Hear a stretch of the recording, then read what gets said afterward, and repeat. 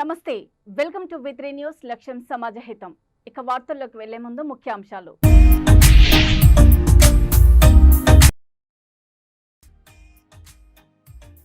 నల్లబెల్లి మండల కేంద్రంలో గ్రామ సభకు హాజరైన ఎమ్మెల్యే దొంతి మాధవరెడ్డి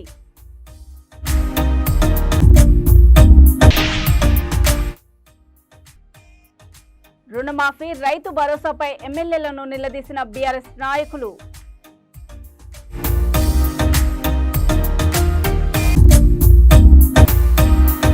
మెడికల్ బిల్లులు ఉద్యోగుల బెనిఫిట్స్ చెల్లించాలి హక్కుల కోసం పోరాడుతూనే ప్రభుత్వానికి సహకరిస్తాం ఏలూరి శ్రీనివాసరావు చిత్తశుద్ధి ఉంటే పాత బస్తీ ఫుట్పాత్ పై నిర్మాణాలను కూల్చివేయాలి హైదరాబాద్ ప్రజలకు అన్యాయం జరిగితే చూస్తూ ఉండలేను ఎమ్మెల్యే ధానం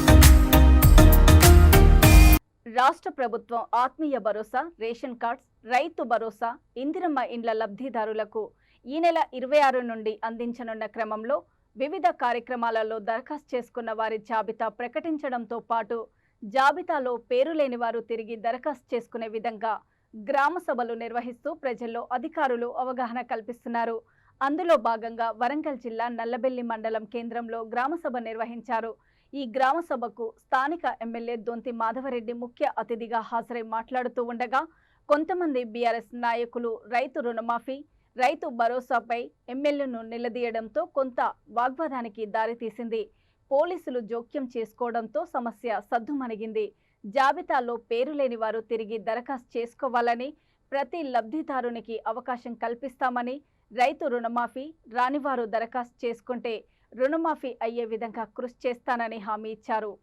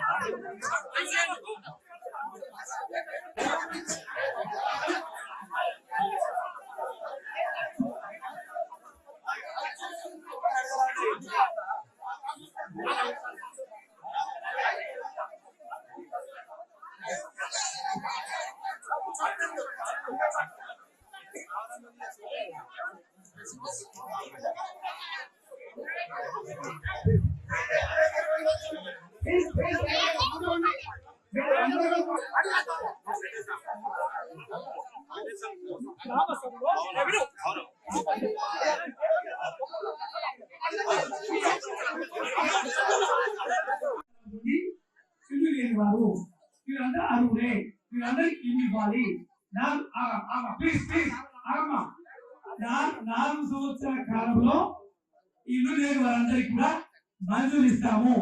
మళ్ళీ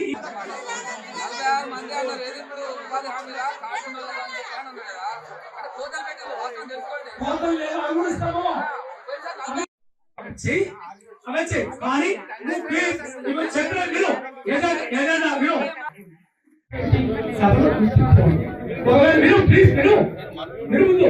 ఎక్కడైతే నేను ప్రభుత్వం ఇచ్చే కార్యక్రమంలో నాకు ఇల్లు రాలే, నేను రైతు బంధులో నాకు భూమి ఉంది,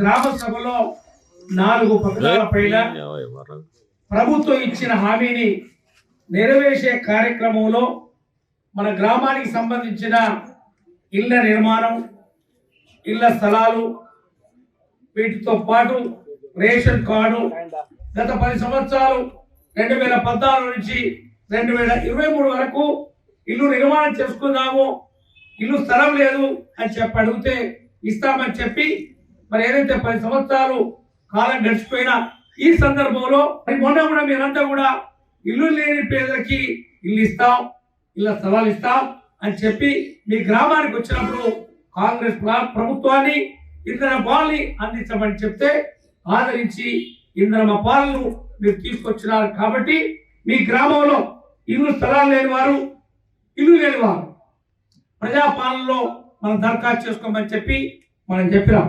చెప్తే మీరందరూ కూడా ఇల్లు స్థలాలు లేని వారు 274 మంది ఇల్లు స్థలం లేని వారు, ఏదైతే ఇల్లు కావాలని చెప్పి ఏదైతే అడిగిన వారు దాదాపు 99 అంటే 300 మంది ఇల్లు స్థలం ఉంది, ఇల్లు లేదు.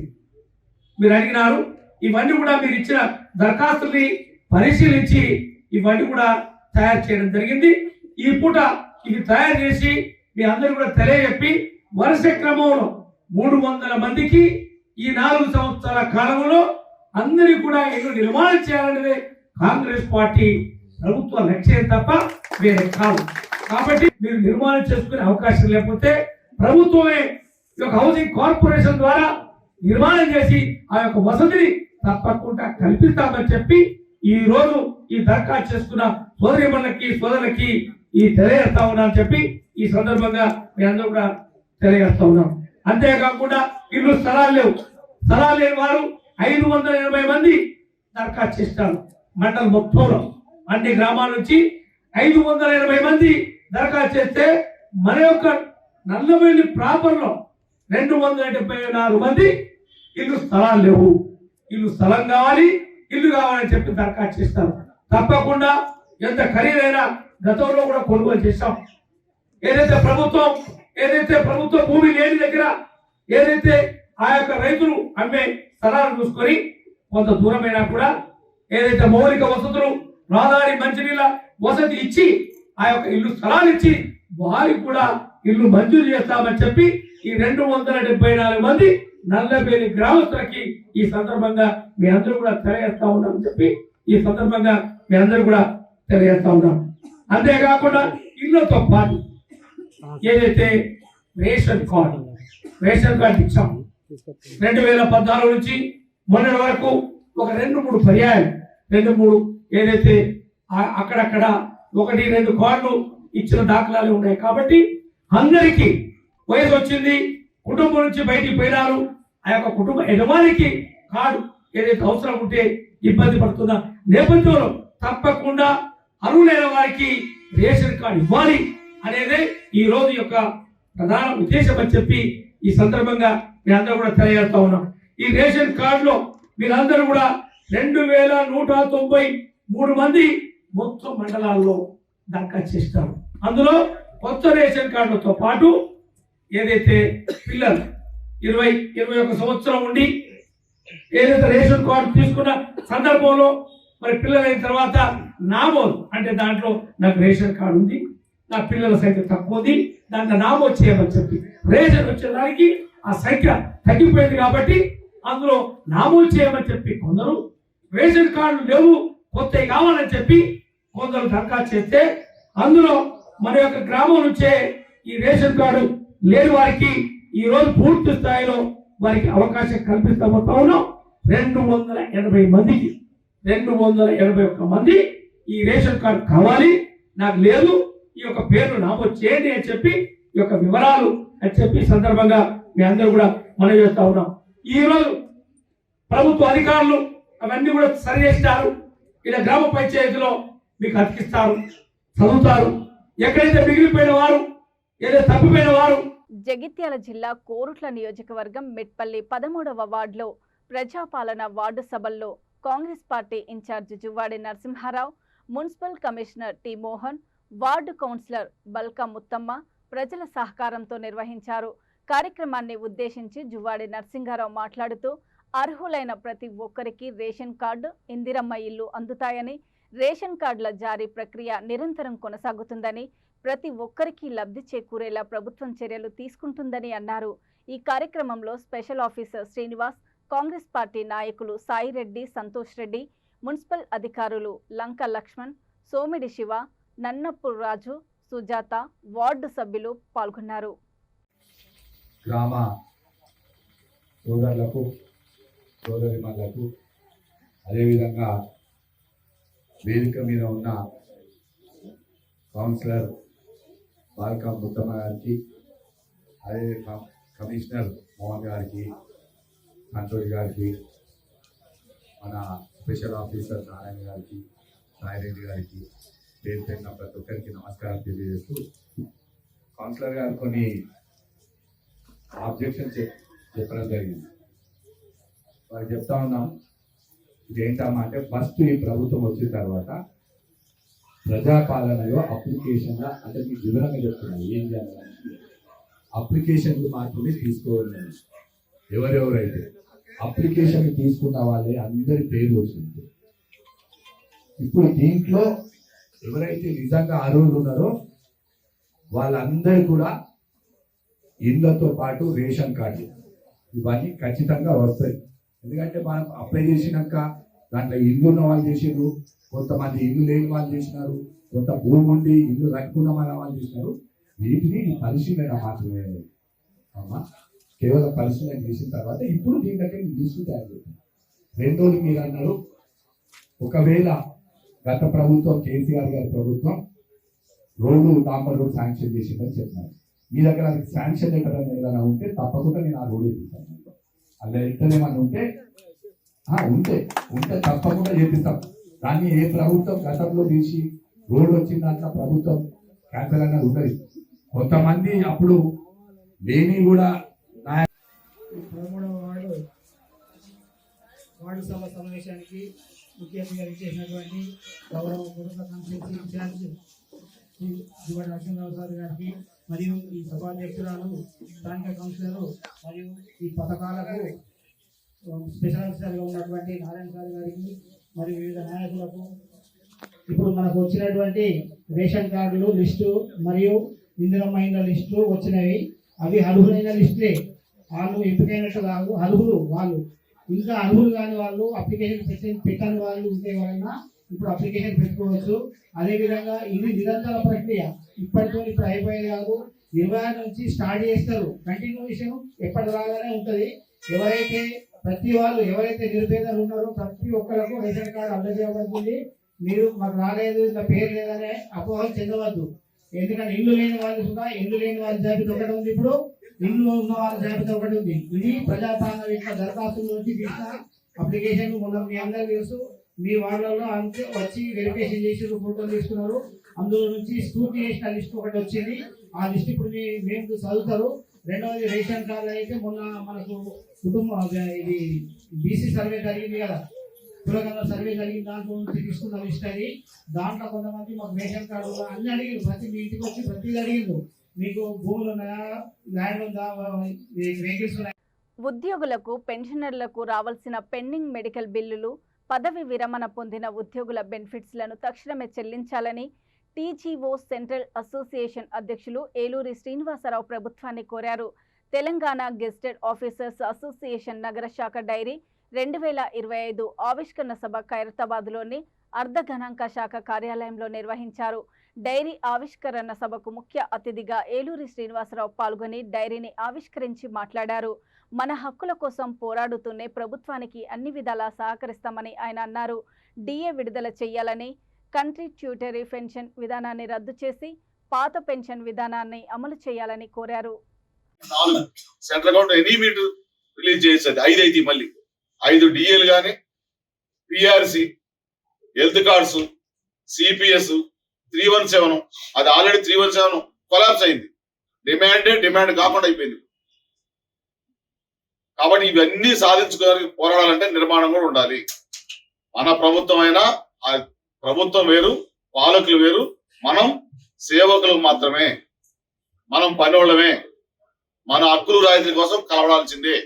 గతంలో లాగా మేము గెజిట్ అధికారులం, లెవెల్ 1, లెవెల్ 2, లెవెల్ 3, లెవెల్ 4, మేము హెచ్ఓడిలో ఉంటాం, మేము అడిషనల్ డైరెక్టర్, మేము డైరెక్టర్లు, మేము జాయింట్ డైరెక్టర్, మేము అసిస్టెంట్ డైరెక్టర్, లెవెల్ 1 కలబడతారు. కలబడాల్సిన ఉద్యమాలు లేవు. అది తెలంగాణ ఉద్యమం కాలంలోనే పోయింది. రోడ్డెక్కి నల్ల జెండాలు పట్టుకొని తిరిగేది. మనం మీటింగ్ పెట్టుకొని కాలిస్తేనే గవర్నమెంట్ ఇమీడియట్ గా మన చర్చలు పిలుస్తుంది. గత 10 సంవత్సరాలు నోటీస్ ఎవరు ఇవ్వలే, మనం ఇచ్చాం. కార్యాచరణ ప్రకటించాం, కార్యాచరణ కూడా మనం విరమించుకోలేదు. రీషెడ్యూల్ చేశాం కార్యాచరణని. స్వయంగా ముఖ్యమంత్రి గారు పిలిచి యావత్ జేఏసీని, అన్ని సంఘాలను పిలిచి, మీ రేవంత్ అన్న మాటిస్తే మడమ తిప్పరు, ఏప్రిల్ తర్వాత ఆర్థికపరమైన సమస్యలు క్లియర్ చేస్తాం,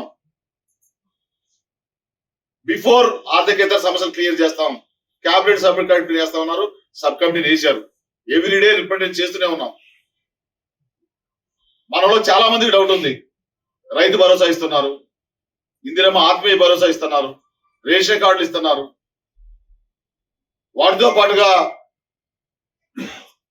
ఇది కూడా ఉన్నది కొత్తది 4వ స్కీము, ఇందిరమ్మ ఇల్లు ఇస్తున్నారు. వీటన్నిటికీ వరల్డ్ బ్యాంక్ లోన్ ఇస్తుంది. FRBS అది దాని లిమిట్ కూడా సవరించుకున్నారు. గవర్నమెంట్ ఎక్కడ సవరించుకోలే.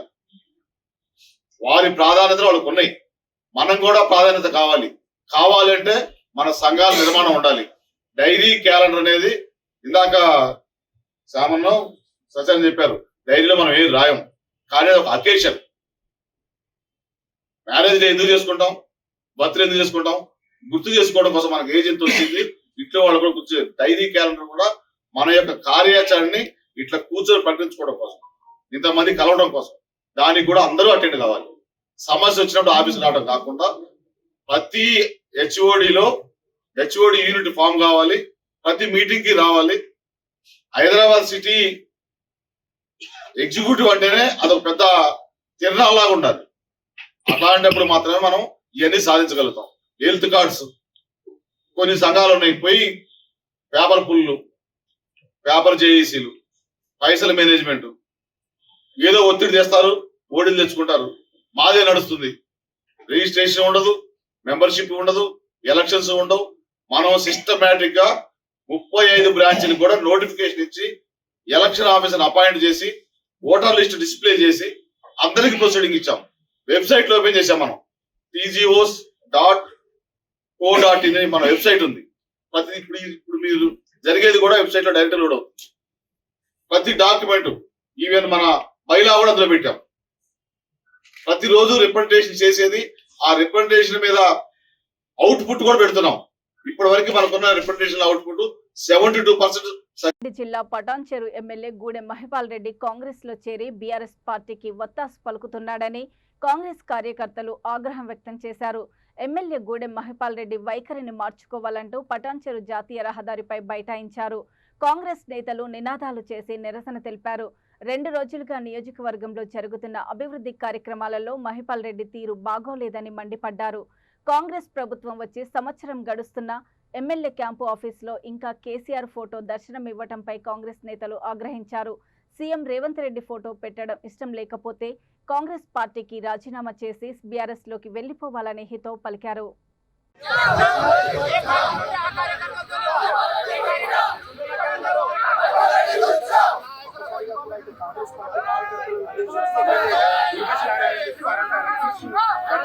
అసలు ఎమ్మెల్యే ఏ పార్టీలో ఉన్నారో చెప్పాలంటూ కూడా కాంగ్రెస్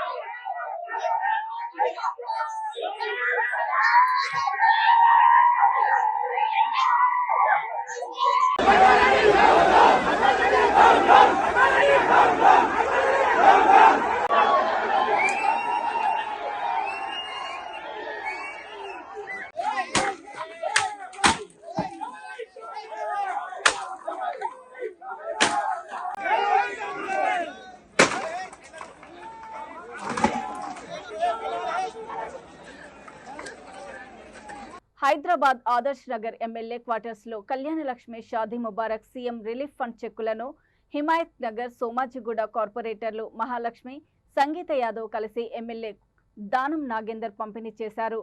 కూల్చివేతలపై అధికారులు ఏకపక్షంగా వ్యవహరిస్తున్నారని, పేద ప్రజల జీవనాధారాన్ని అధికారులు ధ్వంసం చేస్తున్నారని దానం మండిపడ్డారు. ఎలాంటి పబ్లిక్ నోటీసులు ఇవ్వకుండా కూల్చివేతలు చేస్తున్నారని, అధికారులు చేసే పనుల వల్ల ప్రజల మధ్య మేము తిరగలేకపోతున్నామని అన్నారు. పేదల దుకాణాలు అధికారులు తొలగించడం సరైంది కాదని, ఓల్డ్ సిటీలో అక్రమ నిర్మాణాలు వారికి కనిపించడం లేదా అని ప్రశ్నించారు. హైదరాబాద్ ప్రజలకు అన్యాయం జరిగితే చూస్తూ ఉండలేనని పేర్కొన్నారు. ఇప్పుడు కూల్చివేతలు అనేది ఎప్పుడే గాని ఏకపక్షంగా పోకూడదు. ఎందుకు పోకూడదు అంటే, నేను చూస్తా ఉన్నాను కూల్చివేతలు ఎక్కడైతే రోజువారీగా వ్యాపారం చేసుకునే వాళ్ళు, వాళ్ళ జీవన ఆధారం అదే. వాడు ఆ రోజు వ్యాపారం చేసుకుంటే వాడికి పొట్ట నిండుతుంది. అలాంటి వాళ్ళని ఇబ్బంది పెడితే, అలాంటి వాళ్ళ శాపనార్థాలు మనకు మంచిది కాదు. ఎప్పుడు కూడా ప్రభుత్వం ఎప్పుడైనా మేము అలాగే చేసేవాళ్ళం. కానీ అధికారులు మాత్రము ఎక్కడైతే నిజంగా కంజెస్టెడ్ రోడ్స్ ఉంటాయో అక్కడ చేయమని ప్రభుత్వ పరంగా కానీ పైనుంచి ఆదేశాలు వస్తే అలా చేయాలి. కాకపోతే వాళ్లకు వీలు ఎక్కడ అనిపిస్తే అక్కడ మాత్రం అడ్డగోలుగా చేస్తున్నారు అనేది నా అభిప్రాయం. అందుకనే నేను ముఖ్యమంత్రి గారి దృష్టికి తీసుకెళ్తాను. ఎందుకంటే రోజు వ్యాపారం చేసుకుంటే వాడు ఆ రోజు కష్టపడి, సపోజ్ రోడ్డు మీద పొద్దున ఇడ్లీ బండి పెట్టుకుంటాడు. ఆ ఇడ్లీ రాత్రంతా కష్టపడి ఇడ్లీలు తయారు చేసుకొని పొద్దున రోడ్డు మీద వచ్చి పెట్టుకుంటే ఆ ఇడ్లీ బండి తీసి పడేస్తే వాడు ఆ రోజు ఏం తినాలి? ఒక ఇన్సిడెంట్ జరిగింది. ముఖ్యమంత్రి గారు మొట్టమొదటిగా సీఎం అయినప్పుడు మాదాపూర్లో ఏదో క్యాంటీన్ ఉండే లేడీది, ఏం పేరు, కుమారి ఆంటీది కూడా ఇట్లాగే చేస్తే ముఖ్యమంత్రి గారు ఏం చెప్పారు? ఆమె జోలికి పోవద్దని చెప్పారు. సో అలాగే ఇక్కడ కూడా ఎవరి దగ్గరికి జోలికి పోవద్దని మేము చెప్తున్నాం. ఎందుకంటే వాళ్ళు రోజు వ్యాపారం చేసుకునే వాళ్ళు. ఒకవేళ అలా పాలసీ కింద తీసుకుంటే సిటీ మొత్తంలో అయితే మీరు ముందు ఓల్డ్ సిటీ నుంచి మొదలు పెట్టండి. ఓల్డ్ సిటీలో ఎక్కడెక్కడ ఉన్నాయి అలా మీరు చేయండి. మీకు ఏమి ఇబ్బందులు కలగకుంటే మా దగ్గర కూడా ఇబ్బంది లేకుండా నేనే చెప్తా వాళ్ళకి. కాబట్టి ఇది చేయొద్దని నేను చెప్తున్నాను. ఎందుకంటే దీనివల్ల ప్రభుత్వానికి చెడ్డ పేరు వస్తుంది. ప్రభుత్వం మనకు మంచి పేరు వస్తే 4 కాలాల పాటు మనం కూడా మంచిగా ఉంటాం అనేది నా అభిప్రాయం. ప్రజల అందరూ వచ్చి చెప్పుకోలేరు. ప్రజాప్రతినిధి ఎవరు ఉంటే ఆ ప్రజాప్రతినిధికి చెప్పుకుంటారు మా బాధ అని. కాబట్టి రోజు మరి మాకైతే నిద్ర పడతలేదు. రోజు ఎక్కడో ఈ రోజు ఇక్కడ గులగొడతారంట, రేపు అక్కడ గులగొడతారంట. ఏదంటే వాళ్ళు ఏం చేస్తారు, ఇన్ఫర్మేషన్ రాగానే నా ఇంటికాడికి వచ్చి కూర్చుడిపోతారు. నేను హైదరాబాద్లో పుట్టి పెరిగినోని, హైదరాబాద్లో ఉన్నోని, నా జీవితం అంతా రాజకీయ జీవితం అంతా హైదరాబాద్లో మొదలైంది. మరి హైదరాబాద్లో పుట్టి పెరిగిన వాడిగా నా జవాబుదారీగా ఉంటుంది. పుట్టి నా నియోజకవర్గానికి నేను పరిమితం కాదు. నేను రాష్ట్ర నాయకుడిగా ఎదిగిన వాడిని. హైదరాబాద్ ప్రజలు ఎక్కడ వస్తే కూడా దానమందిరికి పోతే మాకు న్యాయం జరుగుతుందనే ఒక విశ్వాసం, అది కాపాడుకునే బాధ్యత నా పైన ఉంది. ఇప్పుడు మొన్న నేను సికింద్రాబాద్ పార్లమెంట్ పోటీ చేశాను. మరి దగ్గర దాకా వచ్చి నేను కేవలం 30-35 వేల ఓట్లతో ఓడిపోయాను తక్కువ సమయంలో. అంటే ఆ ప్రజలతో ఆ అనుబంధం ఉంది కాబట్టే కదా, ప్రజలతో ఆ సత్సంబంధాలు ఉన్నాయి కాబట్టి నేను ఆ స్థాయి అక్కడ వరకు రాగలిగాను. ఇంకా సమయం ఉంటే నేను తప్పకుండా సీట్ గెలిచేవాడిని. సరే, అది ఓటమి గెలుపు అనేది రాజకీయానికి సహజం. కానీ రాజకీయానికి సంబంధం లేని ఇష్యూ ఇది.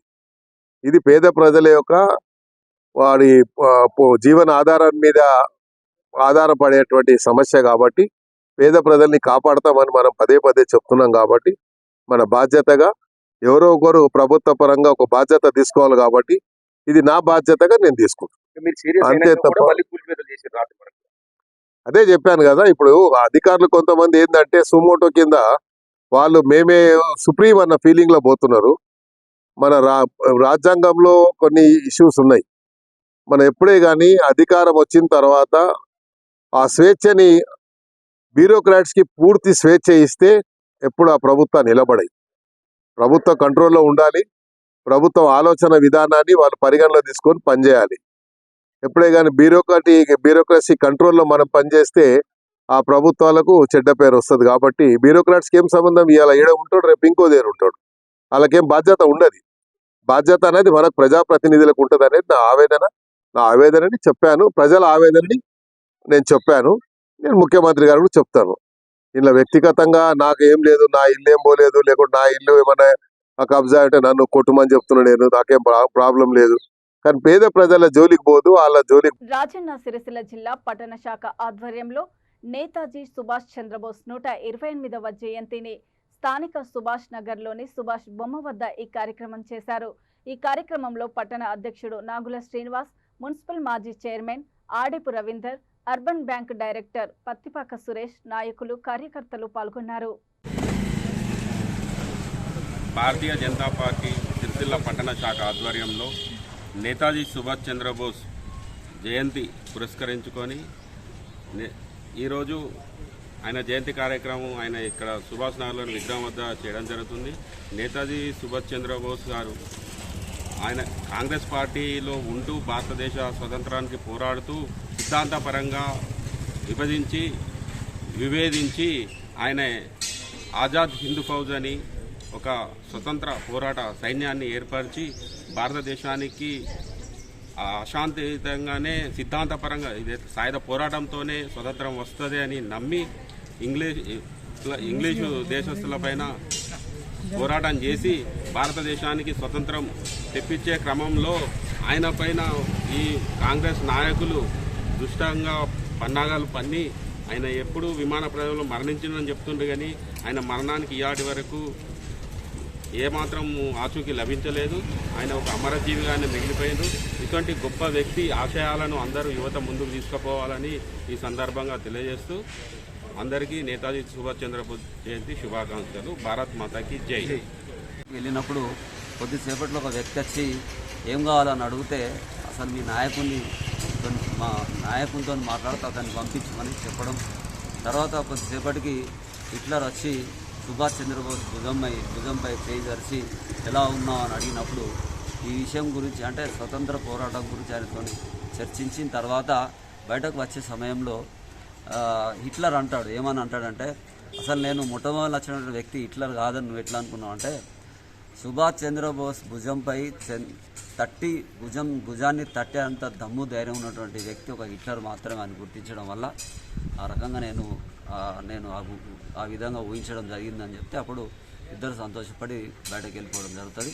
తర్వాత ప్రత్యేకించి ఆయన ఒక ఇండియన్ ఫార్వర్డ్ బ్లాక్ అనేటువంటి ఒక జాతీయ పార్టీని ఏర్పాటు చేసి స్వతంత్ర పోరాటంలో పాల్గొని ఆయన ఒక నినాదం ఏంటంటే యువకులారా మీ రక్తాన్ని మాకు ఇవ్వండి, నేను స్వతంత్రాన్ని సిద్ధించి మీకు ఇస్తానటువంటి దాంతో ఆయన ఎమిలే శంకిల్ అనేటువంటి ఆస్ట్రియా అమ్మాయిని పెళ్ళాడి తర్వాత అనితా బోస్ ఒక బిడ్డ ఆయనకున్నది.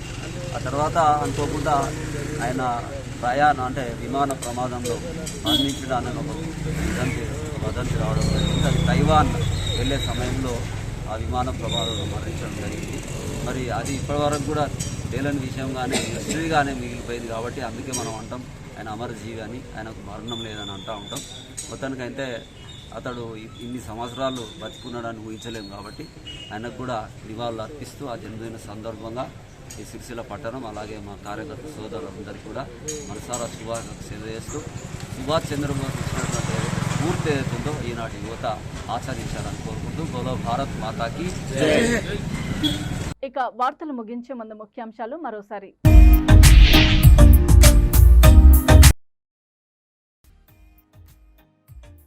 నల్లబెల్లి మండల కేంద్రంలో గ్రామ సభకు హాజరైన ఎమ్మెల్యే దొంతి మాధవరెడ్డి.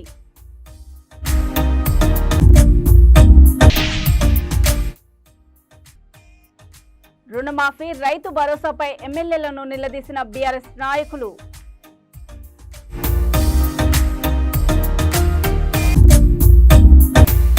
పెండింగ్ మెడికల్ బిల్లులు, ఉద్యోగుల బెనిఫిట్స్ చెల్లించాలి.